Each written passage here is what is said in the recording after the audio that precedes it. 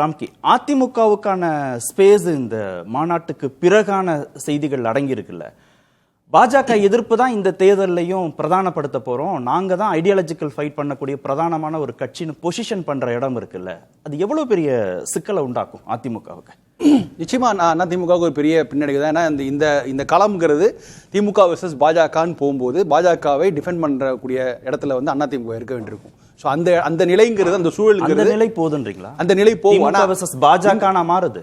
ஆமா, அப்படிதான். இந்த அளவுக்கு இந்த உக்கிரமாக இப்படி கடந்த சமீப காலங்களில் அந்த மகளிர் உரிமை தொகை விழாவிலிருந்து ஆரம்பிச்சு இன்னைக்கு இளைஞரணி இப்படிலாம் இந்த மாதிரி சீக்வன்ஸ், நாளைக்கு அமித்ஷா வருவார், அவர் ஏதாவது பேசி இவங்க ஏதாவது பேசி இப்படி போனுச்சுன்னா, ஸோ திமுக வெர்சஸ் பாஜக அந்த நிலை வந்தால் நிச்சயமாக அதிமுக பின்னடை தான்.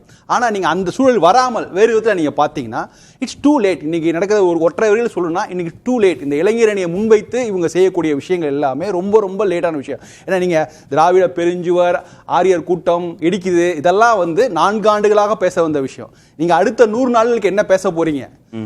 இதையே நீங்க இன்னும் அடுத்த 4 வருடங்கள் பேசுவீங்களா? இல்ல இந்த 100 நாட்கள் நீங்க பேச வேண்டிய இதுவரைக்கும் என்ன செஞ்சிருக்கோம், இனிமே என்ன செய்ய போறோம், ஆட்சி தொடர்ந்தா என்ன செய்ய போறோம், அதுல இளைஞர் அணியோட பங்கு என்ன இருக்கும், இதைத்தான் அவங்க பிரதானப்படுத்தணும். அவங்க அதை பத்தி பேசல. தொடர்ந்து இதுவரைக்கும் பேசின விஷயங்கள் தொடர்ந்து ரிப்பீட் பண்ணிடுறாங்க.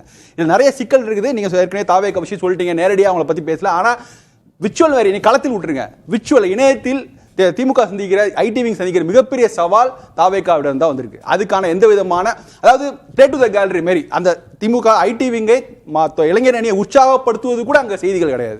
ஸோ அப்படி இருக்கும்போது இணையத்தில் அவங்களால இயங்குவதற்கு கூட பெரிய சிக்கல்லாம் இருக்குது.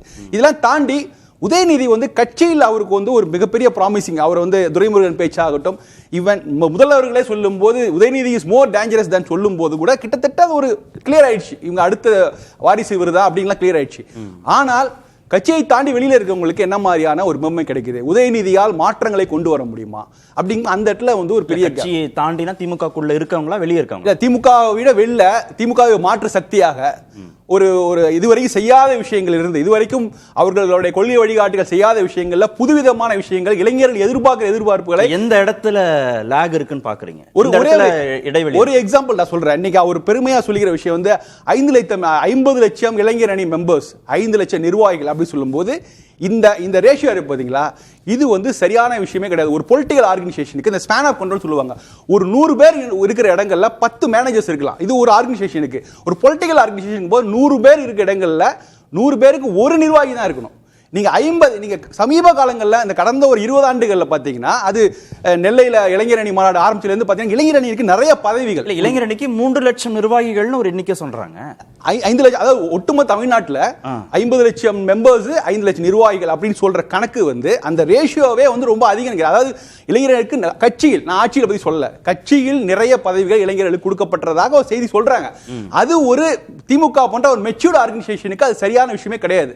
நீங்க ஆல்ரெடி ஒரு மெச்சூர்ட் லீடர்ஸ் இருக்கு, தலைமை இருக்கு. அப்படி இருக்கும்போது கூடுதல் பதவிகள் கூடுதல் வரும்போது நிர்வாக சிக்கல்கள் வரும், அவங்கள வந்து ஏதாவது சமாளிக்கக்கூடிய சிக்கல் வரும்.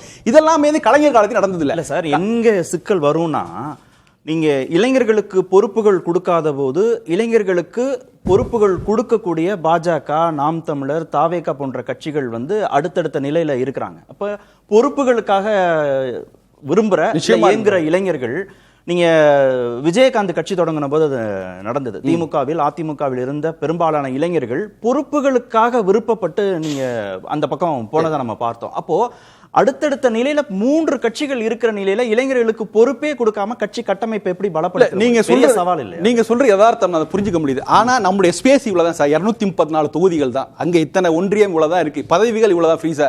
இதை நீங்க வேற எந்த மாநிலங்களும் ஒப்பிட்டு பார்த்தா கூட இது போன்ற மாநில கட்சிகள் அங்க இருக்கும்போது இதை விட மக்கள் தொகை அதிகமா இருக்கல கூட இவ்வளவு பதவிகள் இருந்தது கிடையாது. கடந்த 20 ஆண்டுகள்ல திமுகவும் சரி அதிமுக அதிகமான பதவிகள் உருவாக்கப்பட்டு அவங்களை சாட்டிஸ்ஃபை பண்றதாக கலைஞர் காலத்தில் நடக்கவில்லை. ஏன்னா அவர் இதயத்தில் இடம் கொடுத்தார். அது போன்ற இதயத்தில் இடம் கொடுக்கிற வழக்கம் வந்து தொடர்ந்து இருந்திருக்கணும். இவங்க அது வந்து அதை ஏன் அப்படி நீங்க வேறு விதமா பாசிட்டிவோட பார்க்கலாம், இன்க்ளூசிவ் எல்லாரையும் அரவணைச்சு சொல்லலாம். ஆனா இன்றைய காலகட்டத்தில் ஒரு மெச்சூரான தலைமை இருக்கும்போது நிர்வாகிகளுடைய நம்பர் ஆஃப் இதை வந்து குறைச்சிருக்கணும்.